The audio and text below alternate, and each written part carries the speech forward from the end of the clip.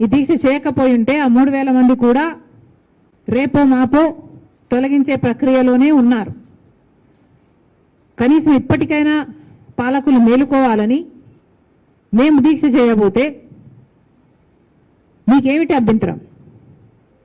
పోనీ మీరేమైనా సమస్య చూపుతున్నారా? కనీసం సమస్య కూడా చూపటం లేదు.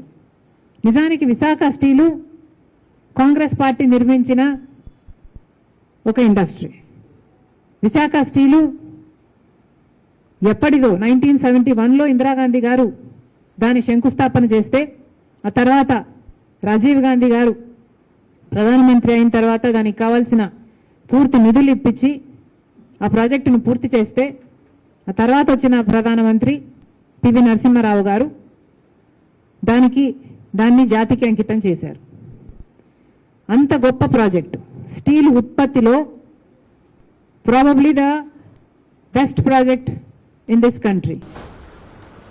At least it was until a particular period in time.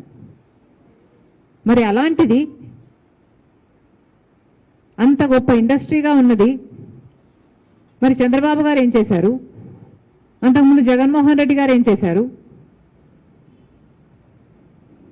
ఇప్పుడు మళ్ళీ ముఖ్యమంత్రిగా ఉన్న చంద్రబాబు గారు ఏం చేస్తున్నారు? పవన్ కళ్యాణ్ గారు ఏం చేస్తున్నారు? 2,000 మందిని ఉద్యోగాల నుంచి తీసేస్తే కనీసం ఒక్కరైనా స్పందించారా? ఒక్కరికైనా చీమ కుట్టినట్టయినా ఉందా?